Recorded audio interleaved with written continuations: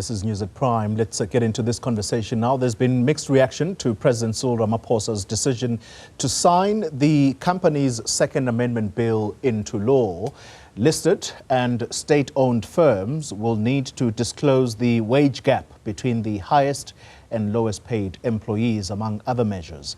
Business Unity South Africa CEO Coovadia joining us now to give us the business sector's reaction to these new laws. Mr. Coovadia, good evening to you.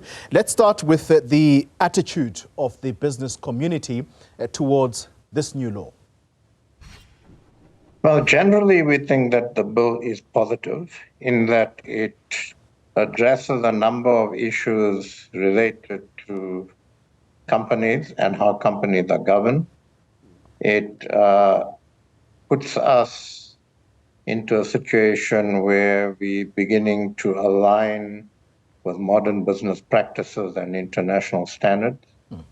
We believe that some of the changes, which include disclosure of senior executive pay, remuneration policy, transparency, good corporate governance, most of them are good. We also believe that the legislation introduces measures to increase accountability and transparency amongst company directors. It streamlines regulatory requirements, makes it easier for small and medium-sized enterprises as far as the issue about holding annual general meetings and so on is concerned. It improves corporate governance generally, and it has proposals to allow more efficient processes for corporate restructuring and insolvency, because the current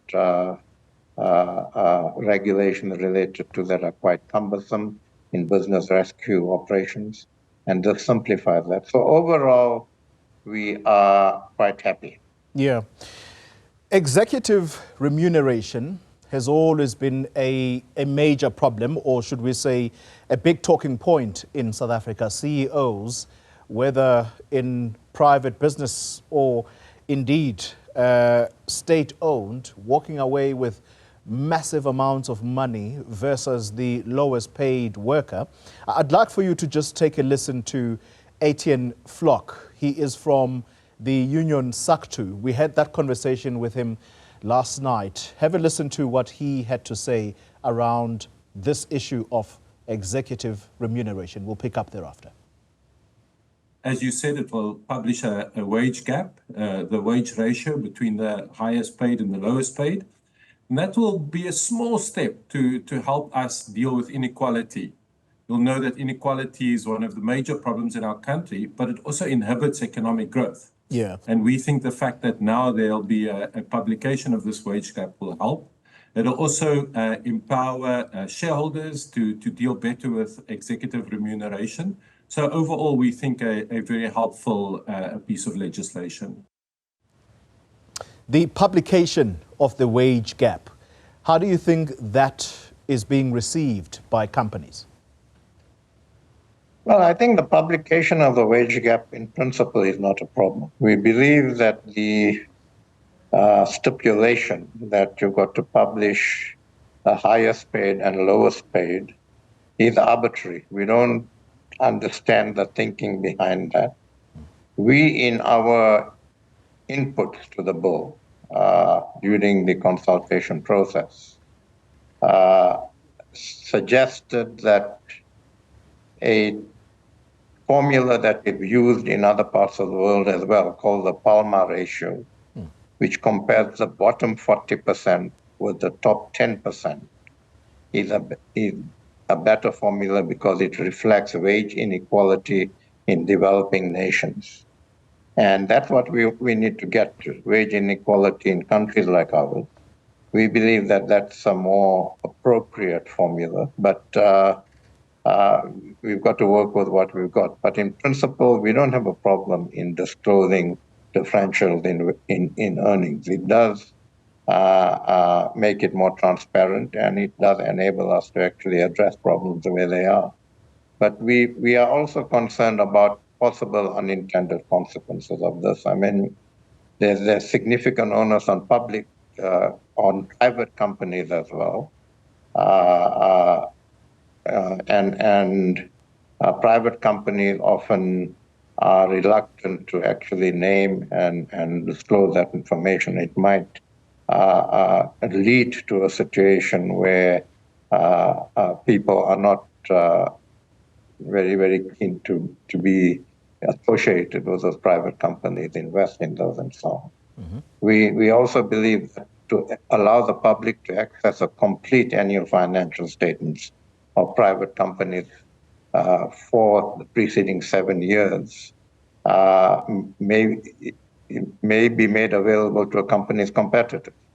And that could create problems as far as competition and so on goes. So we believe that there could be some unintended consequences of this, but the president has signed the bill and it's now an act, and we need to manage that as best we can. But we would have been happier with the Palma ratio and disclosure of the top 10% and the bottom 40%, and we believe that would be a more appropriate measure of inequality as far as earnings goes. Yeah, I'll deal in a moment with a specific issue around what you call the unintended consequences. But just picking up on your response moments ago, is business likely to take this up either with the president himself or you would like to perhaps challenge this legally and have it reversed, the publication of the wage gap? No, we haven't discussed that yet. So there's no discussion in business at the moment to challenge this legally. Mm-hmm. We'll obviously now consult with our members. Our members had mandated us to propose the Palma ratio.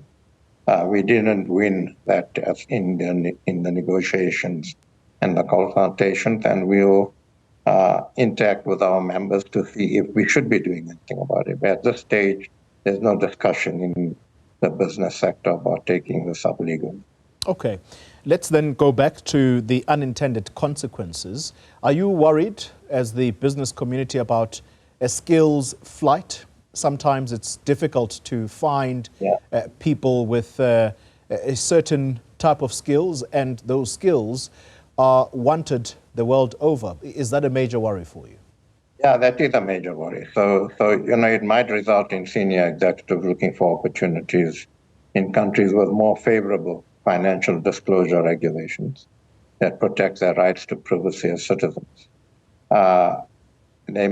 Companies might also, to address salary discrepancies, downsize or outsource labor, and we don't want that sort of a consequence in a country that has such a high unemployment rate. So we are concerned about those. We'll have to see what the implications are as this act is applied. We will obviously continue to interact with government, interact with the DTIC to see how best to implement this to ensure that we don't have severe consequences. But the regulations to the Act will also interact with the department to see how the regulations are actually crafted and how in the implementation and formulation of the regulations we can work closely with them. Yeah. Finally, this new law, the understanding is that it also talks at great lengths about issues of corruption and state capture in particular. How does it address that from a private business perspective? Yeah, so the bill introduces measures to increase accountability and transparency among company directors. Requires directors to declare conflicts of interest more comprehensively. And we have a tangible case in that regard. If you look at the Steinhoff scandal, where inadequate oversight and lack of transparency led to massive financial losses and eroded investor confidence, this actually avoids it. There's greater responsibilities to disclose, there's greater responsibilities for transparency. And so we believe that those parts of the Act will lead to certainly a reduction, we believe, in acts of corruption because disclosure will have to be improved. And that is obviously a step in the right direction. And particularly when given we had state capture and given the history of malfeasance even in companies during state capture, this sends out a very good message. Coovadia, CEO of Thank Business Unity South Africa, thank you very much for your time. Thank you. Cheers. Bye. Thank you.